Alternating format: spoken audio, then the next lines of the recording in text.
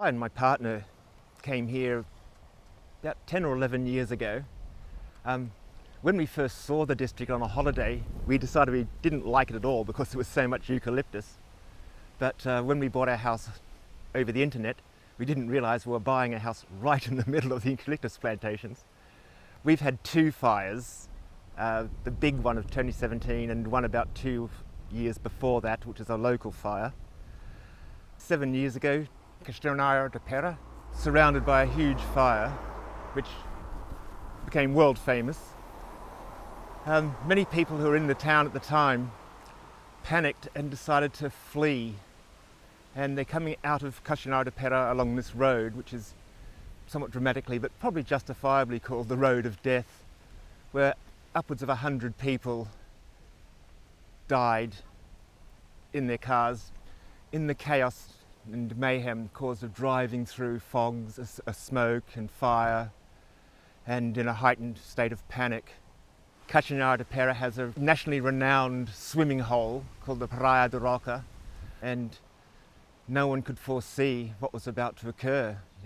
What appeared to be a small local fire turned into a holocaust, essentially. We had a dear friend who left her house on a rescue mission to pick up her mother-in-law and other family members. They got to their house, then again, under the appalling conditions, she missed a turn and drove her car between a stone wall and a tree, thus trapping everyone inside the car.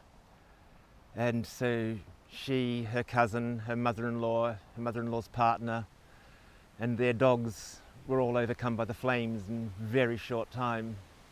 And again, if they had stayed at home, they would have survived. But it's hard to tell in those things. You see a huge wall of fire coming at you, you think we're all dead. And so they thought they were doing the right thing, but it turned out to be not so. A car fleeing the fire broke down in the town. It was being surrounded by flames. Local villagers ran out and helped a mother of two children get out of the car. But by the time they tried to open the back doors to get the children out, the handles had broken off and melted, and there was nothing they could do without getting killed themselves. And so the poor woman had the tragic experience of sitting and watching her car burn with her children inside it. I don't want to think what her life is like now. All the other witnesses were equally shocked, but the depth of horror that it must have been for her is just beyond words, I think. We had two other friends who fled their village and got separated in the smoke. One took a wrong turn and wound up driving into the fire. Her car broke down. She had to leap out of the car and fled through the forest, while her partner, who'd taken the correct turn, had an accident, crashed into a parked car in the fog, in the smoke, and he was luckily dragged out of his car and taken into a house by one of the local villagers. They both spent the next couple of days not knowing whether the other was alive. And so, yeah, when they got the chance, they left the district. A lot of people who had experiences like that have left the district. The other problem with a lot of the people when they were fleeing the fire was that most of us forget how vulnerable modern cars are. The heat and the smoke instantly take out the cooling systems. A lot of these computer chips in the cars start malfunctioning over a certain temperature and the cars shut down, and increasingly are made of plastic and plastic-based materials that melt or fume. So the car is actually a poisonous explosive device. And most of the accidents here happened because I think cars broke down or someone crashed and then other people crashed into them in the appalling visual conditions.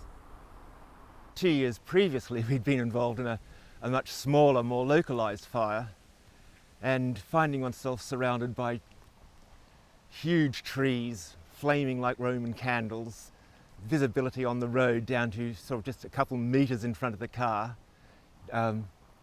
The panic to try and drive fast to get away from everything has to be balanced with the fact that you can't see where the road is or what's coming, so you have to do the anti-intuitive thing of try to drive slowly and carefully while every nerve fibre is saying, accelerate, get away from here.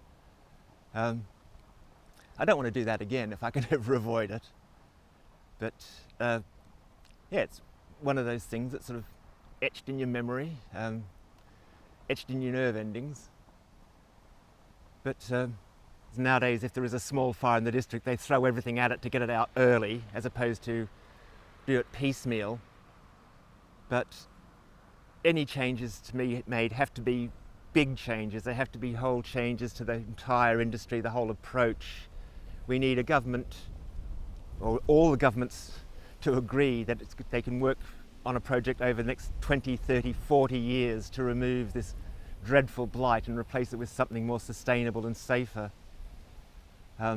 Given that most of it's just used for pulp, it's ridiculous that we can't be growing more beneficial fruiting and industrial use trees. We can't be using hemp for paper.